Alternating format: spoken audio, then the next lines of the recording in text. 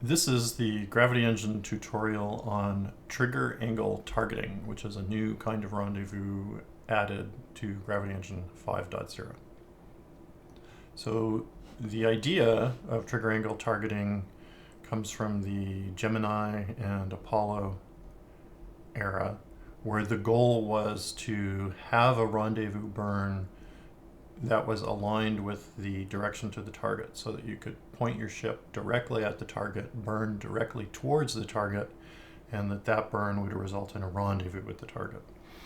So this was called trigger angle targeting because you had a particular angle above the horizon, and when the target was at that angle, that was your trigger to burn exactly towards the target. The reasoning for this being that it was more fault tolerant and that a crew could execute this burn manually if there was any kind of issue. So that's shown in the example here of the ship pointing directly at the target and initiating a burn in the direction of the target. It turns out that this kind of rendezvous is not a Hohmann transfer, it's not a Lambert transfer, it's a different thing. It requires new code to compute it. In addition to requiring new code, it requires a kind of new framework because in the language of trigger angle targeting, the math is done with respect to a coordinate system that's fixed to the target. So the target's at the origin, the interceptor's somewhere off the origin, and you input to the algorithm the point you want to reach, so typically the origin because that's where the target is, but it could be slightly offset, and then the time it should take for you to get there. So those are the inputs to this kind of relative motion rendezvous scenario. So this has been added to Gravity Engine 5.0, and we're here in the TPI relative motion folder underneath the demos folder, and we'll start with this relative motion scene, which has a bunch of stuff in it. So in this case, we have the Earth, a station, and a spaceship.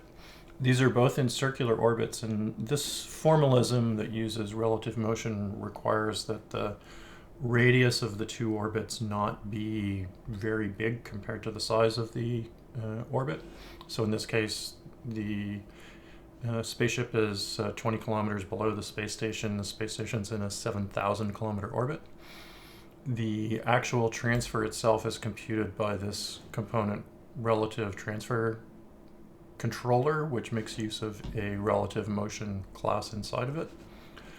And in order to make it look like the examples you see in the paper, there's two cameras used in this scene, and there's a LVLH, which stands for local vertical, local horizontal view, which shows the target fixed and shows the spaceship moving with respect to that target.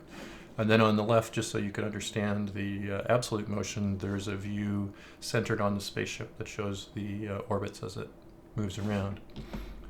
So the time required for the relative motion transfer can be specified either by saying how much does the target move through its orbit. So in our case, we're going to say let's rendezvous after the target's moved through 130 degrees of its orbit. That's all I want to say about that. So let's go ahead and start the scene. Actually, let's turn on maximize on play. Get a little bigger here. Go ahead and start the scene. So the rendezvous maneuver begins at the beginning, and we'll speed up time a little bit. And you can see on the right-hand side here, we have the relative motion view of the rendezvous.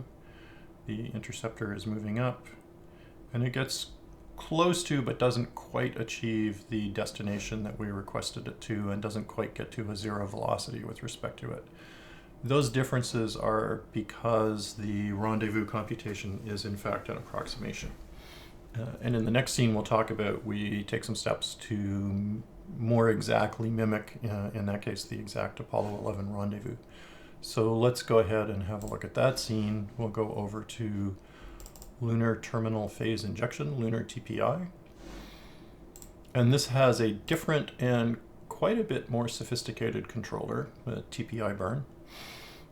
So it will do a number of things. It will first of all use trigger angle targeting. So And there is added to the worldview a sextant that just makes use of a line renderer to show you what the trigger angle is.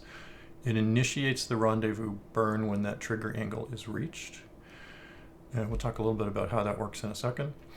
And then it also mimics the rest of the Apollo 11 approach, which at several later phases in the rendezvous does a correction burn, so recomputes a relative motion transfer and makes a small correction. And then, as is typical in most rendezvous, you don't really want to come screaming in and do one big burn to have you come screeching to a stop beside the command module. You want to have a series of braking burns. So in fact, the script uses the exact feet per second values and distances to do the braking that happened in the Apollo 11 rendezvous case. And those are all baked into the TPI burn script and made use of when the use braking checkbox here is checked. So let's go ahead and watch that play out. So here you can see the sextant. We're waiting for the trigger angle to occur. The sextant will disappear when the rendezvous burn starts. We'll speed things up a little bit. So we do our rendezvous. And if you run this scene with the console visible, you can see the correction burns get logged and you can see the braking burns get logged. And if you speed this up, you'll see that the rendezvous pedigree is actually quite good, both in terms of it reaching a spot very close to the command module and not having relative velocity with respect to the command module when it's completed. So we'll give that a pause. So in addition to adding code for relative motion and for trigger angle targeting, and there's some of the more technical details that are provided in the web documentation, this required a new core feature in the Gravity Engine main loop, which is to have trigger events that are checked every integration step.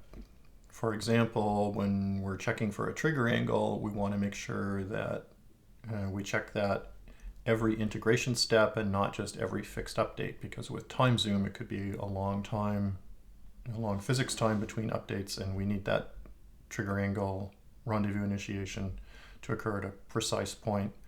Likewise, the braking burns occur at exact distances away from the command module, and so they also use the GE trigger facility. And if you look at the web documentation for this scene, you'll find some details on how that works, and the main documentation page also has a section that describes how the GE trigger stuff works. Thanks for your attention, and hope you find this scene useful.